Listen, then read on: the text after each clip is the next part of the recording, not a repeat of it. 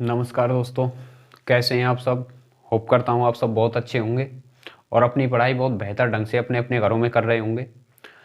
हमारा जो टॉपिक चल रहा था वो फिज़िक्स में चल रहा था और कल मैंने आपको फिज़िक्स का इंट्रोडक्शन दिया है, ठीक है। लेकिन आज हम जो अपना टॉपिक रखने वाले हैं वो तरंग रखने वाले हैं, यानी वेव्स रखने वाले हैं। इसका कारण ये है कि तरंगों से, और यानी ये कुछ चुनिंदा टॉपिक हैं जिनसे हमारा एग्जामिनर हमसे ज़्यादातर क्वेश्चन पूछता है, ठीक है। ऐसी बात नहीं है वहाँ से क्वेश्चन नहीं आएगा, वहाँ से क्वेश्चन बिल्कुल आएगा, क्योंकि वो कभी ना कभी कभी वो यूनिट से वो क्वेश्चन बना देता है। तो उन टॉपिकों को हम बाद में करेंगे, लेकिन पहले जो हमारे ये टॉपिक हैं तरंग के, जैसे कि तरंग हो गया, ध्वनि हो गया, प्रकाश हो गया, ठीक है। जो हमारे ये मेन मेन टॉपिक हैं हम उनको आराम से करते हैं, ठीक है। चलिए हम अपना आज स्टार्ट करते हैं और हमारा टॉपिक रहेगा ध्वनि का। सबसे पहली बात, जो मैं यहाँ पे लिखता हुआ चल रहा हूँ आप उसको नोट करिए, क्योंकि जब तक आप नोट नहीं करोगे आपके समझ में कम आएगा।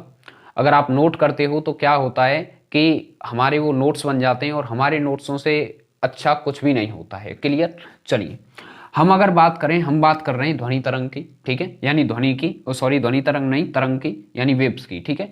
आपसे एग्जामिनर क्वेश्चन पूछता है कि तरंग जो होती है हमारी कितने प्रकार की होती है। तरंग हमारी कितने प्रकार की होती है? दो प्रकार की होती है, ठीक है।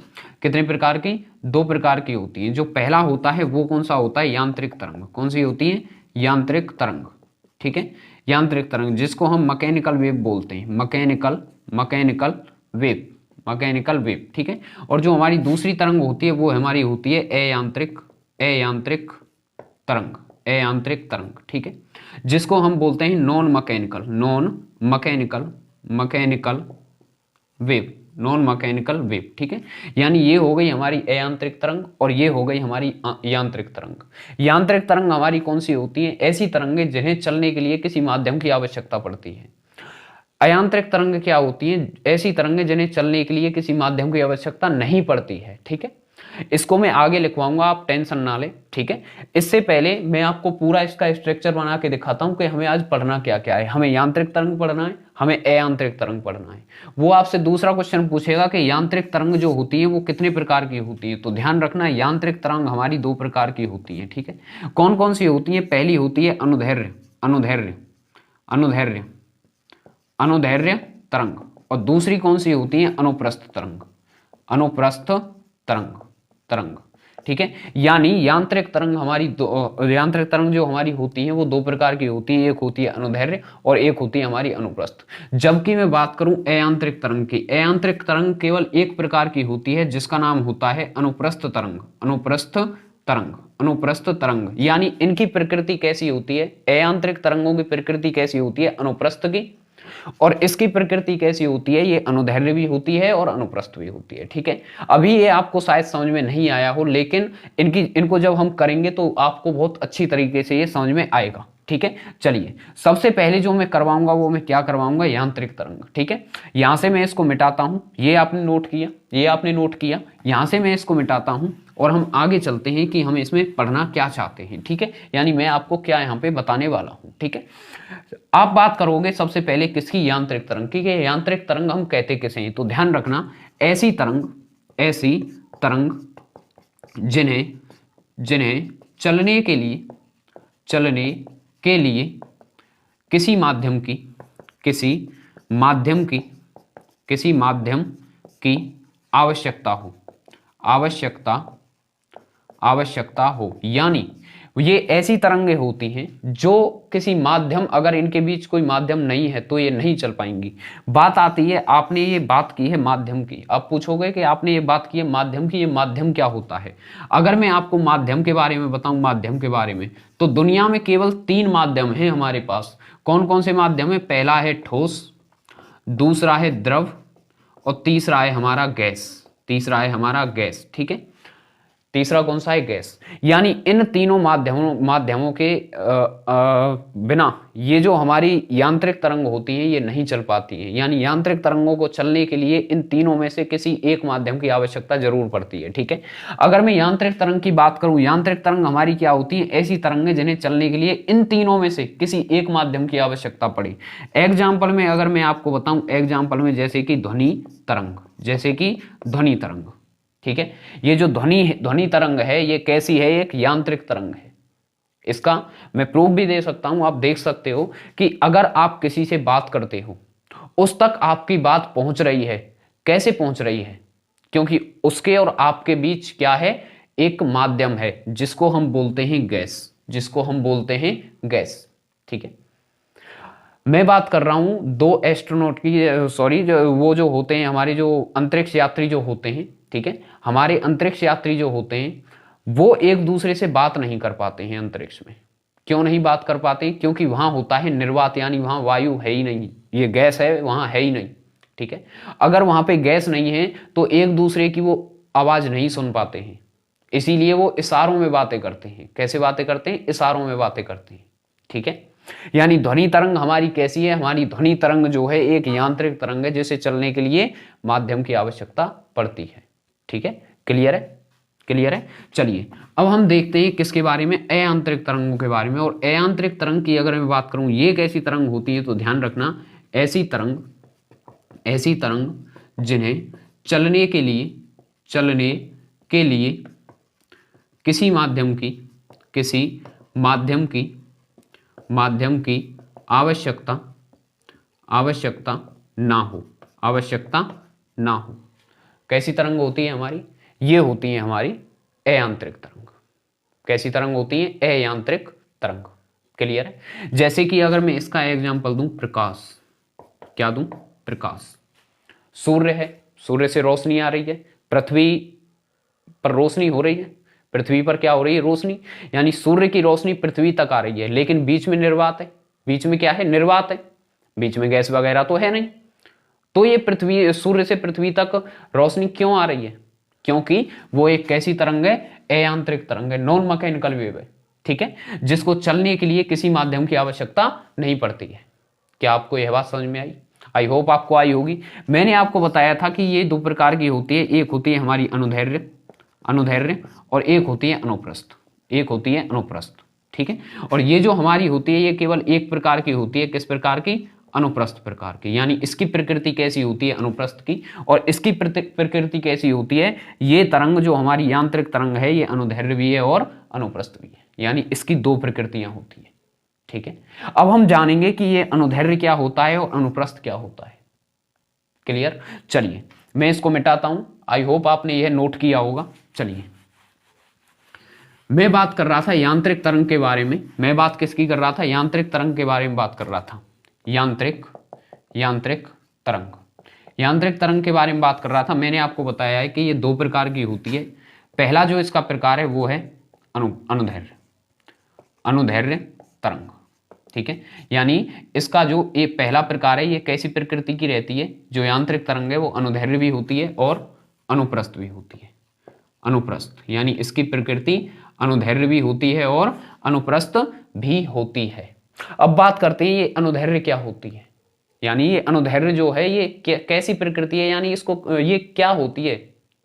ठीक है, हम अगर इसके बारे में देखें तो ध्यान रखना ये तरंगें हमारी कैसी होती है, तो लिखना इन तरंगों में माध्यम के कण, उस पर मैं अभी आऊंगा, पहले मैं ये करवा रहा हूं। ठीक है, इन तरंगों में माध्यम के कण ऊर्जा के समानांतर स्थानांतरित करते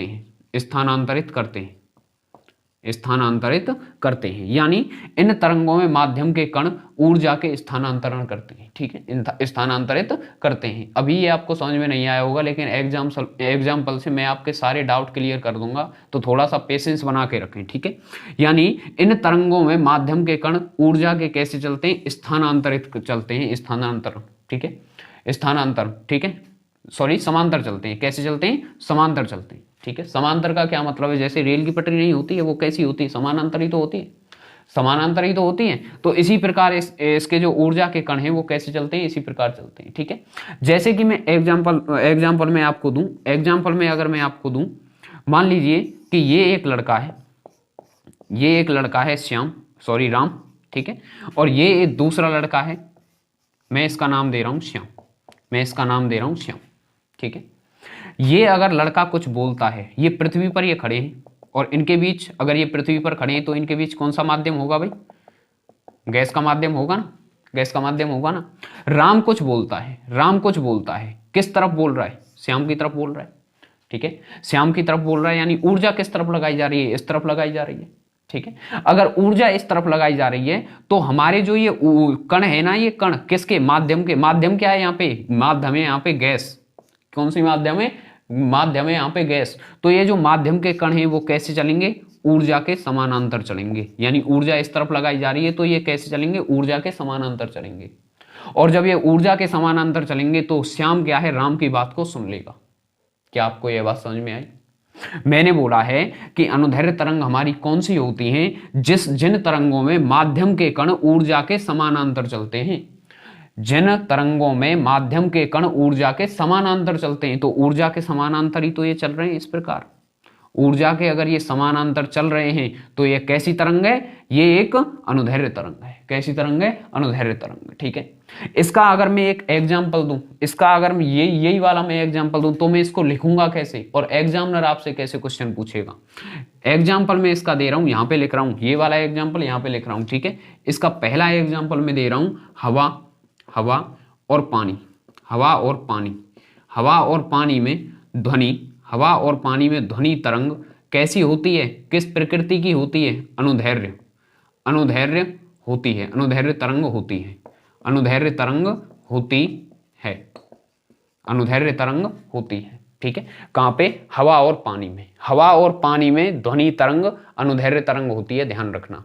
ये क्वेश्चन आपसे डायरेक्टली भी ये पूछा जा सकता है कि हवा में ध्वनि तरंग किस प्रकृति की होती है, तो ध्यान रखना अनुदैर्घ्य तरंग होती है वो, ठीक है। और अनुदैर्घ्य तरंग हम कहते किसे हैं? जिसमें माध्यम के कण ऊर्जा के समानांतर चलें, जिसमें माध्यम के कण ऊर्जा के समानांतर चलें, जैसे कि ये चल रहा है। क्या एग्जाम्पल से आपको समझ में आया? आप एग्जाम्पल और ये दोनों चीज आप उतार सकते हो, इसे लिख के इसको उतार लो, ठीक है, आपके लिए आसानी होगी। नहीं तो मैं आपको पीडीएफ तो मैं दे ही दूंगा। कौन से नंबर पे? 96 34 10 13 44। आप इस पे मेरे को मैसेज करना, आप इस पे मेरे को मैसेज करना कि सर हमें व्हाट्सएप ग्रुप में जोड़ लीजिए, तो मैं आपको इसमें व्हाट्सएप ग्रुप में आराम से जोड़ लूंगा, ठीक है, और वहां पर तुम्हें इसकी पीडीएफ मिल जाएगी। चलिए, ये हो गया हमारा पहला एग्जाम्पल, ठीक है। अगले अगर हम एग्जाम्पल की बात करें, दूसरे एग्जाम्पल की, ठीक है, इसमें मैं दूसरा एग्जाम्पल दे रहा हूं। दूसरा एग्जाम्पल आप लिखिए स्प्रिंग। स्प्रिंग, स्प्रिंग देखिए आपने, स्प्रिंग जिसको खींचते हैं वो गोल गोल गोल गोल होती है, ठीक है। यानी स्प्रिंग, ध्यान रखना, स्प्रिंग में, स्प्रिंग के द्वारा उत्पन्न ऊर्जा, स्प्रिंग के द्वारा उत्पन्न ऊर्जा कैसी होती है? अनुदैर्घ्य होती है। स्प्रिंग के द्वारा उत्पन्न जो ऊर्जा होती है वो कैसी ऊर्जा होती है? अनुदैर्घ्य ऊर्जा तरंग होती है, ठीक है। ऊर्जा नहीं, यहाँ पे तुम तरंग करो, ठीक है, तरंग, ठीक है। यानी स्प्रिंग के द्वारा उत्पन्न तरंग कैसी तरंग होती है? अनुदैर्घ्य तरंग होती है। जैसे कि मैं बात करूं, ये हमारी एक स्प्रिंग है, अगर मैं इसे इस प्रकार खींचूं, अगर मैं इसको इस प्रकार खींचता हूं और ऐसे करके इसको छोड़ देता हूं, ठीक है, तो इसमें क्या होगा कि जो ये माध्यम है ना, माध्यम के जो कण है वो कैसे चलेंगे? ऊर्जा के समानांतर चलेंगे। कैसे चलेंगे? ऊर्जा के समानांतर चलेंगे, ठीक है, ऊर्जा के समानांतर चलेंगे। तो ये भी हमारा कैसा एग्जाम्पल हो जाता है? ये भी हमारा हो जाता है अनुदैर्घ्य तरंग का एग्जाम्पल। ये डायरेक्टली क्वेश्चन पूछ सकता है, यानी एग्जाम्पल ही वो पूछ लेता है। ऐसे ही वो पूछेगा कि स्प्रिंग के द्वारा उत्पन्न तरंग किस प्रकार की तरंग होती है, तो ध्यान रखना वो होती है अनुदैर्घ्य तरंग। क्या ये बात आपको समझ में आई? क्या ये बात आपको समझ में आई? क्लियर है, ठीक है। चलिए, अब मैं बात करने वाला हूं किसकी? अनुप्रस्थ तरंग की। कि अनुप्रस्थ तरंग हम कहते किसे हैं, ठीक है, अनुप्रस्थ तरंग हम कहते किसे हैं? मैं इसको मिटा के यहां पे लिख रहा हूं अनुप्रस्थ तरंग। दूसरी हमारी तरंग कौन सी है? अनुप्रस्थ तरंग। और अनुप्रस्थ तरंग हमारी होती क्या है? अब गौर करके सुनना, ठीक है, ध्यान रखना। वे तरंगे, या फिर इस प्रकार आप कर सकते हो, इन तरंगों में माध्यम के कण ऊर्जा के लंबवत स्थानांतरण करते हैं। मैंने यहां पे लिखा है इन तरंगों में माध्यम के जो कण हैं वो ऊर्जा के कैसे लंबवत चलते हैं। कैसे चलते हैं? लंबवत चलते हैं। ठीक है, आप शॉर्ट में लिख लेना, आराम से लिखना कि इन तरंगों में माध्यम के कण ऊर्जा के कैसे चलते हैं? लंबवत चलते हैं। जैसे कि इसका मैं एग्जाम्पल आपको दे रहा हूं, इसका मैं एग्जाम्पल पहला दे रहा हूं, समुद्र की लहरें। समुद्र की लहरें, समुद्र की लहरें कैसे चलती हैं? कुछ इस प्रकार चलती हैं समुद्र की लहरें, ऐसे ही करके चलती है ना। ठीक है, यानी ऊर्जा किस तरफ लगाई जा रही है? जो ऊर्जा है वो किस तरफ लगाई जा रही है? वो इस तरफ लगाई जा रही है। ठीक है, ऊर्जा किस तरफ लगाई जा रही है? इस तरफ लगाई जा रही है। ठीक है, लेकिन जो माध्यम के जो कण है, माध्यम का कण यहाँ पे क्या है? माध्यम क्या है? यहाँ पे पानी है। ठीक है, जो इस कण है वो कैसे चलेंगे? ऊर्जा के लंबवत चलेंगे। कैसे चलेंगे? ऊर्जा के लंबवत चलेंगे, कभी ऊपर कभी नीचे, कभी ऊपर कभी नीचे। ठीक है, इस प्रकार ये चलेंगे। ठीक है, इस प्रकार ये चलेंगे। क्या ये बात आपको समझ में आई? क्या ये बात आपको समझ में आई? ये वाला एग्जांपल क्वेश्चन डायरेक्ट आएगा कि समुद्र के द्वारा, समुद्र में की जो लहरें होती हैं वो किस प्रकार की तरंगें छोड़ती है। तो ध्यान रखना, वो किस प्रकार की तरंग होती है? वो होती है अनुप्रस्थ तरंग। कैसी होती है? अनुप्रस्थ तरंग। यानी अनुप्रस्थ तरंग हम किसको कहते हैं? वे तरंगे जो वे तरंगे जिनमें माध्यम के कण ऊर्जा के कैसे चलें? लंबवत चलें, वो हमारी क्या होंगी? वो हमारी अनुप्रस्थ तरंग होंगी। क्या ये बात आपको समझ में आई? एग्जाम्पल समझ में आया? इसका दूसरा एग्जाम्पल मैं दे रहा हूं, इसका मैं दूसरा एग्जाम्पल दे रहा हूं। एग्जाम्पल से ही ये क्वेश्चन बना देगा, ध्यान रखना। दूसरा एग्जाम्पल मैं दे रहा हूं, सितार की तार के द्वारा उत्पन्न तरंग। सितार देखा है आपने? सितार, वो जो वायलिन सा जो बजाते हैं। ठीक है, यानी मैंने इस प्रकार बनाया है, ये तार बनाया उसका। ठीक है, ये है हमारे सितार का तार। ये क्या है? सितार का तार। अगर मैं ऐसे पकड़ के मैं नीचे की तरफ इसको करता हूं और छोड़ता हूं, ऐसे करके नीचे या ऊपर की तरफ में पकड़ता हूं और इसको छोड़ता हूं, तो ये क्या करेगा? ये ऊपर नीचे ये जाएगा। क्या होगा? ये ऊपर नीचे जाएगा। यानी ऊर्जा मैंने किस तरफ लगाई है? ऊर्जा तो मैंने इस तरफ लगाई है, इस तरफ, ऐसे करके। ठीक है, लेकिन जो सितार का जो तार है उसमें जो माध्यम के जो कण हैं, वो किस प्रकार होंगे? वो इस प्रकार होंगे। क्या इसी प्रकार होंगे? यानी ऊर्जा के लंबवत होंगे। कैसे होंगे? ऊर्जा के लंबवत चलेंगे। क्लियर है? ऊर्जा के लंबवत चलेंगे। जैसे ही मैं सितार के इस तार को पकड़ता हूं और इसको छोड़ता हूं, पकड़ के खींच के और उसको छोड़ता हूं, तो ये कैसे इस प्रकार ये चलेगा। ठीक है, कैसे चलेगा? ये इस प्रकार चलेगा। ठीक है, यानी सितार की तार के द्वारा उत्पन्न जो तरंग होती है वो कैसी होती है? वो अनुप्रस्थ तरंग होती है, ध्यान रखना। ठीक है, ये हमारा दूसरा एग्जाम्पल हो जाता है। तीसरे एग्जाम्पल की अगर मैं बात करूं, एग्जाम्पल नंबर तीसरा, तीसरा एग्जाम्पल लिखिए। देखिए, यदि किसी रस्सी के एक छोर को दीवार से बांधा जाए और दूसरे छोर को आंदोलित किया जाए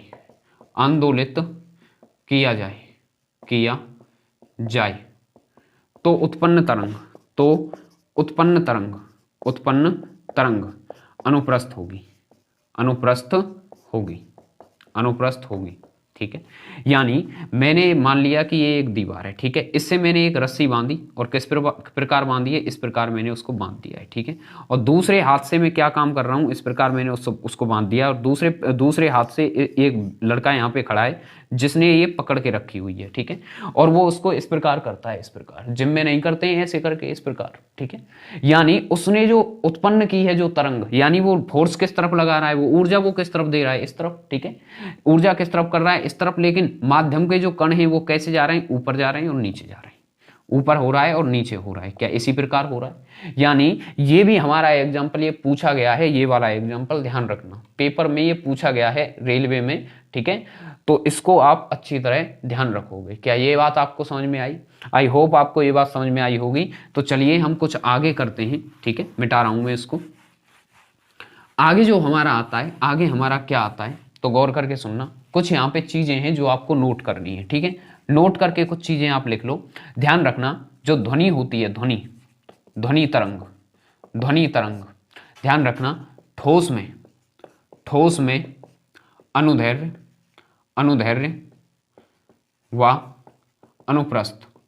अनुप्रस्थ दोनों प्रकार की होती है, दोनों प्रकार की होती है, ठीक है। यानी कोई ठोस मैंने लिया, कोई भी मैंने ठोस, मान लो कोई मैंने ठोस घन लिया, इस प्रकार मैंने कोई ठोस घन लिया, ऐसे करके बना रहा हूं मैं, ठीक है। ये एक ठोस घन है और मैं क्या कर रहा हूं, मैं इस पे हथौड़ा मारता हूं, मैं इसके पे क्या करता हूं, हथौड़ा मारता हूं, तो आवाज होगी ना। लेकिन जो यहां पर जो ध्वनि उत्पन्न होगी, यानी ध्वनि जो यहां पर जो ये तरंग है, ये जो ये ध्वनि उत्पन्न हुई है, वो अनुदैर्घ्य भी होगी और अनुप्रस्थ भी होगी। यानी वो ऐसे करके भी वो चलेगी और वो ऐसे करके भी चलेगी इसमें, ठीक है। क्लियर है। यानी ऊर्जा के लंबवत भी होगी, माध्यम के जो कण हैं वो ऊर्जा के लंबवत भी होंगे और लंबवत भी होंगे और समानांतर भी होंगे। क्लियर है। तो ये आपको याद रखना है। यानी ध्वनि तरंग जो है वो ठोस में कैसी होती है, अनुदैर्घ्य और अनुप्रस्थ दोनों प्रकार की होती है, ठीक है। क्लियर है। अगर मैं दूसरी बात बताऊं यहीं पे, ये हो गई पहली बात। दूसरी बात ध्यान रखना कि ध्वनि तरंग पानी में अनुदैर्घ्य होती है, अनुदैर्घ्य तरंग होती है, ठीक है। यानी पानी में ध्वनि तरंग की जो प्रकृति होती है वो किस प्रकार की होती है, अनुदैर्घ्य प्रकार की होती है। मैंने ये आपको बताया है, ठीक है। आगे अगर मैं बात करूं, एक और यहाँ पे चीज याद रखना, ध्वनि तरंग वायु में अनुदैर्घ्य तरंग होती है। तीनों मैंने माध्यम करा दिए। यानी ध्वनि तरंग जो वायु में किस प्रकार की होगी, वो अनुदैर्घ्य प्रकार की होगी। यानी ध्वनि तरंग की वायु में प्रकृति कैसी होती है, अनुदैर्घ्य होती है, ठीक है। मैंने ये आपको तीनों बताए हैं ना अभी। यानी पहला बताया है ठोस वाला, ठीक है। ठोस में ध्वनि कैसी होगी, अनुदैर्घ्य भी होगी और अनुप्रस्थ भी होगी। जबकि पानी में कैसी होती है, यानी द्रव में कैसी होती है, द्रव में होती है अनुदैर्घ्य, और वायु में कैसी होती है, वायु में भी अनुदैर्घ्य ही होती है। क्लियर है। क्लियर बात। चलिए हम अपना आगे चलते हैं और आगे हम देखते हैं कि आगे हम क्या देखने वाले हैं इसमें, ठीक है। चलिए मिटाऊं क्या मैं इसको मिटाऊं। मैंने आपको अभी इसके बारे में बताया है और मैं इसको मिटाता हूं। आई होप आपने ये नोट किया होगा। चलिए इसको मैं करता हूं, मिटा रहा हूं, ठीक है। आगे हम देखते हैं एक चीज ध्यान रखना, यहाँ पे आपसे एक क्वेश्चन पूछा जा सकता है। एक क्वेश्चन है मेरा और आप उसका जवाब दीजिए। अगर आपको यह बात समझ में आई है तो बताइए, इनमें से कौन से माध्यम में अनुदैर्घ्य तरंग नहीं चल सकती। ये क्वेश्चन है जो पिछली बार एनटीपीसी में पूछा गया था। A option, B option, C option और डी ऑप्शन। पहला मैं ऑप्शन दे रहा हूं पानी, दूसरा ऑप्शन दे रहा हूं पत्थर, तीसरा ऑप्शन दे रहा हूं मैं हवा और चौथा ऑप्शन दे रहा हूं मैं निर्वात। बताओ, यानी अनुदैर्घ्य तरंग जो होती है वो किस में नहीं चल सकती है, ठीक है। मैंने आपको बताया है अनुदैर्घ्य तरंग केवल कौन सी होती है, यांत्रिक तरंग होती है। यांत्रिक तरंग को चलने के लिए किसी ना किसी माध्यम की आवश्यकता जरूर पड़ती है। यानी अनुदैर्घ्य तरंग को भी चलने के लिए किसी ना किसी माध्यम की आवश्यकता पड़ेगी। यानी वो पानी में भी चल सकती है, वो पत्थर में भी वो चल सकती है, क्योंकि पत्थर क्या है, एक ठोस है, और हवा में भी वो चलेगी। लेकिन निर्वात में वो नहीं चल सकती है। निर्वात में अनुदैर्घ्य तरंग नहीं चल सकती है, ध्यान रखना। निर्वात में अनुदैर्घ्य तरंग जो होती है वो नहीं चल सकती है। क्लियर है। क्या आपको यह मेरी बात समझ में आ गई ना। चलिए आगे मैं बात कर रहा हूं अयांत्रिक तरंगों के बारे में। किसके बारे में बात कर रहा हूं, अयांत्रिक तरंग। ये हमारा दूसरा था ना, दूसरी हमारी, हमने यांत्रिक तरंग हमने कर ली है, दूसरी तरंग है हमारी अयांत्रिक तरंग। और अयांत्रिक तरंग को हम क्या कहते हैं, mechanical wave, sorry non mechanical wave, ठीक है। यानी हम अयांत्रिक तरंगों के बारे में अब देखेंगे। अयांत्रिक तरंग हमारी कौन सी होती हैं, वे तरंगें जिन्हें चलने के लिए किसी माध्यम की आवश्यकता पड़ती हैं, उनको हम क्या नाम देते हैं, अयांत्रिक तरंग नाम देते हैं। क्लियर है। अयांत्रिक तरंग नाम देते हैं। जैसे कि मैं एग्जाम्पल में बात करूं, इसके बारे में आप लिख लेना, वे तरंगें जिन्हें चलने के लिए किसी माध्यम की आवश्यकता हो, किसी माध्यम की आवश्यकता हो, उसे हम क्या कहते हैं, अयांत्रिक तरंग कहते हैं। और ये केवल एक ही प्रकार की होती है, अनुप्रस्थ प्रकार की, ठीक है, अनुप्रस्थ प्रकार की ही ये होती है, ठीक है, ये अनुदैर्घ्य नहीं होती है जो हमारी अयांत्रिक तरंग है। मैं क्योंकि मैं इसका पहले ही करवा चुका हूं, ठीक है, शुरुआत में, क्लास के शुरुआत में, ठीक है। अब हम देखते हैं इसके एग्जाम्पल। जैसे मैंने आपको बताया था प्रकाश, जैसे कि प्रकाश से ही हमारी बहुत सारी, सूर्य से ही हमारी बहुत सारी तरंगें आती हैं, जैसे एक्स किरण, एक्स रे, ठीक है। जैसे कि मैं बात करूं गामा रे या गामा किरणें, ठीक है। ये सारी किरणें क्या होती हैं, ये सारी किरणें यांत्रिक तरंगें होती हैं। जैसे कि अगर मैं बात करूं विद्युत चुंबकीय तरंगें, ये भी कैसी हमारी तरंगें होती हैं, ये भी हमारी कैसी तरंगें होती हैं, यांत्रिक तरंगें होती हैं। क्या ये बात आपको समझ में आ गई ना। मैंने आज आपको दो चीजें करवाई हैं, वो क्या करवाई है, एक करवाई है यांत्रिक तरंग और एक करवाई है अयांत्रिक तरंग। यांत्रिक तरंग जो हमारी होती है वो दो प्रकार की होती है, यानी उसकी प्रकृति दो प्रकार की होती है, एक अनुदैर्घ्य होती है, एक अनुप्रस्थ। जबकि मैं अयांत्रिक तरंगों की बात करूं, ये केवल एक प्रकार की होती है, यानी इसकी प्रकृति एक प्रकार की होती है, उसको हम कहते हैं अनुप्रस्थ तरंग, ठीक है। और मैंने इसके आपको एग्जाम्पल भी दिए थे। अच्छा, होप करता हूं कि आपको बहुत अच्छी प्रकार से इसको समझ में आया होगा जो भी मैंने एग्जाम्पल दिए हैं, ठीक है। तो आज हम अपना जो टॉपिक रखते हैं वो यहीं पे रखते हैं, मतलब इतना ही आज रखते हैं। और कल जो हम पढ़ेंगे वो पढ़ेंगे विद्युत चुम्बकीय तरंगें। क्या पढ़ेंगे, विद्युत चुम्बकीय तरंगें, ठीक है। और उसके बाद हम ध्वनि वगैरह ये सारी चीज़ें हम करते हुए जाएंगे।